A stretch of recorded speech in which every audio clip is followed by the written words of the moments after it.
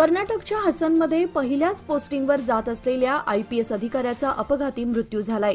हर्षवर्धन हे कर्नाटक कॅडर 2023 चे अधिकारी होते। ट्रेनिंग नंतर त्यांना पहिलीच पोस्टिंग मिळाली होती। यामुळे ते रविवारी पोस्टिंगच्या ठिकाणी रुजू होण्यासाठी कारने निघाले होते। यावेळी कारचा टायर फुटल्यानं भीषण अपघात झाला। यात त्यांचा मृत्यू झाला। विजयेंद्र यांना प्रदेशाध्यक्षपदाची जबाबदारी सांभाळता येत नाही। आम्ही यत्नाळ यांच्या मागे उभे आहोत। केंद्रातील नेत्यांची समजूत काढू, अशी माहिती आज आमदार रमेश जारकीहोळी यांनी पत्रकारांशी बोलताना दिली। भाजपने आज यत्नाळ यांना कारणे दाखवा नोटीस दिल्यासंदर्भात ते बोलत होते। विजयेंद्र हे प्रदेशाध्यक्षपदाची जबाबदारी सांभाळू शकणार नाहीत, त्यामुळे त्यांनी राजीनामा द्यावा, असे ते म्हणाले। बीएस येडियुराप्पा हे जन्मापासून मुत्सद्दी राजकारणी आहेत, पण विजयेंद्र हे लहान आहेत। ते जीन्स पॅन्ट आणि टी शर्ट घालून फिरण्याच्या वयाचे आहेत। आम्ही यत्नाळ यांच्या मागे उभे राहू, असे रमेश जारकीहोळी यांनी स्पष्ट केले। कर्ज उपलब्ध करून देण्याच्या आमिषाने बेळगाव जिल्ह्यातील जवळपास 30,000 महिलांची संस्थेकडून फसवणूक केल्याचा प्रकार समोर आलाय। या प्रकरणी काकती पोलीस ठाण्यात गुन्हा दाखल करण्यात आलाय।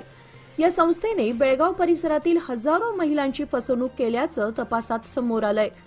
बेळगाव तालुक्यातील हलभावी गावातील सुरेखा हळवी नामक महिलेने तब्बल 30,000हून अधिक महिलांची कोट्यवधी रुपयांची फसवणूक केली आहे।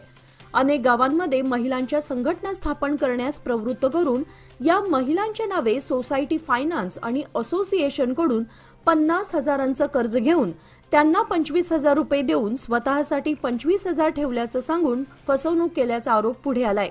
महिलांकडून मिळालेल्या पैशातून सुरेखा हळवी नामक महिलेने अमाप पैसा आणि संपत्ती जमवल्याची माहिती पुढे आली असून संतप्त महिलांनी आज सोमवारी सुरेखा हळवी यांच्या घराला घेराव घालून पैसे परत मागितले। खानापूर तालुक्यातील माणगाव येथे शेतामध्ये काम करत असताना अचानक एका अस्वलानं पती पत्नीवर हल्ला केलाय।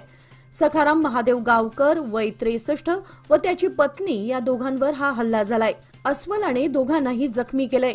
या हल्ल्यामध्ये दोघेही गंभीर जखमी झाले असून खासगी इस्पितळात उपचार सुरू आहेत। या घटनेची माहिती वन विभागाला मिळताच वन विभागाचे पथक घटनास्थळी दाखल झाले। हलगाव मच्छे बायपास संदर्भातील अर्जावर 7वे अतिरिक्त जिल्हा दिवाणी न्यायालयात उद्या मंगळवार दिनांक 3 रोजी सुनावणी होणार आहे। शनिवार दिनांक 30 नोव्हेंबर रोजी जिल्हाधिकारी मोहम्मद रोशन यांनी शेतकऱ्यांची बैठक घेऊन शेतकऱ्यांच्या तक्रारी ऐकून घेतल्या। त्यांची चौकशी करून योग्य ती कार्यवाही करण्याचे आश्वासन दिल्याने शेतकऱ्यांच्या आशा पल्लवित झाल्या आहेत। त्यामुळे शेतकऱ्यांसह शहरवासियांचं लक्ष निकालाकडे लागून राहिलंय। विरोध डावलून हलगाव मच्छे बायपासचं काम केलं जात असल्यानं या विरोधात शेतकऱ्यांनी न्यायालयात धाव घेतली आहे। जोपर्यंत या मूळ दाव्याचा निकाल लागत नाही, तसेच 0 पॉइंट निश्चित होत नाही, तोपर्यंत बायपासच्या रस्त्याचा वापर करण्यात येऊ नये, असा अर्ज 7वे अतिरिक्त जिल्हा दिवाणी न्यायालयात दाखल करण्यात आलाय। राज्य सरकारने अंगणवाडी कर्मचाऱ्यांच्या मानधनात वाढ करणं, सेवानिवृत्तीनंतर दरमहा पेन्शन, ग्रॅच्युटी अशी दिलेली आश्वासने अंमलात न आणल्याने कृती समिती आणि अंगणवाडी प्रतिनिधींनी हिवाळी अधिवेशनात बेमुदत उपोषण करण्याचा इशारा दिलाय। 17 व 18 डिसेंबर रोजी सरकारचा निषेध व्यक्त करून उपोषण केलं जाणार आहे। त्यानंतरही राज्य सरकारने मागण्यांकडे दुर्लक्ष केल्यास बुधवारपासून प्रत्येक विभागाप्रमाणे आंदोलन छेडला जाईल, असा इशारा राज्य अध्यक्ष एस वरलक्ष्मी यांनी दिलाय। सोमवारी शहरातील कन्नड साहित्य भवनात त्या बोलत होत्या। यावेळी सहकार्यदर्शी मंदा नेवगी, जीएम जैनेखान आदी उपस्थित होते। सुळेभावी येथील हनुमान मंदिरजवळ एका शेडमध्ये एकट्या राहणाऱ्या एका वृद्ध महिलेला सामाजिक कार्यकर्त्यांनी मदतीचा हात दिलाय। वृद्ध महिला जखमी व बेशुद्धावस्थेत सापडल्यानंतर तिला वाचवण्यात आलं। या महिलेला दीर्घकाळ अन्न पाण्याची साथ देणाऱ्या ग्रामस्थांनी मदतीसाठी यंग बेळगाव फाउंडेशन आणि श्रीराम सेना हिंदुस्थान यांच्याशी संपर्क साधला असता सामाजिक कार्यकर्त्यांनी मारिहाळ पोलीस स्थानकाचे पोलीस निरीक्षक कल्याण शेट्टी आणि स्थानिक हवालदार यांच्या मदतीने तिला तातडीने बेळगावच्या सिव्हिल हॉस्पिटलमध्ये उपचारासाठी हलवले आणि तिची योग्य ती काळजी घेतली। या बचाव कार्यामध्ये ग्रामपंचायत अध्यक्ष रुद्रप्पा, सामाजिक कार्यकर्ते एलन विजय मोरे, नरू निलजकर, अवधूत तुडवेकर, मोहन, सोनिया फ्रान्सिस, चेरिल विजय मोरे, अद्वैत चव्हाण पाटील, संदीप सोमनत्ती, रुग्णवाहिका कर्मचारी आणि स्थानिक नागरिकांनी मोलाची भूमिका बजावली।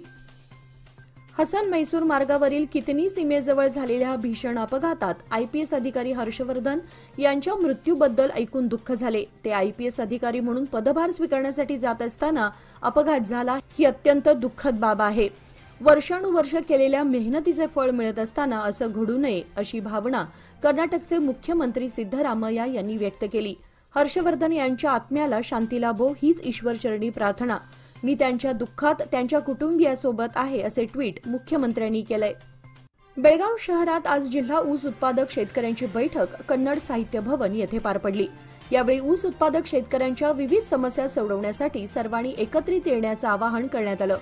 या बैठकीत ऊस उत्पादक शेतकऱ्यांच्या विविध समस्यांसह कारखानदारांकडून होत असलेल्या काटामारी लूट या संदर्भात देखील चर्चा करण्यात आली। त्यासोबतच शेतकऱ्यांच्या विविध मागण्यांसाठी सविस्तर चर्चा करण्यात आली।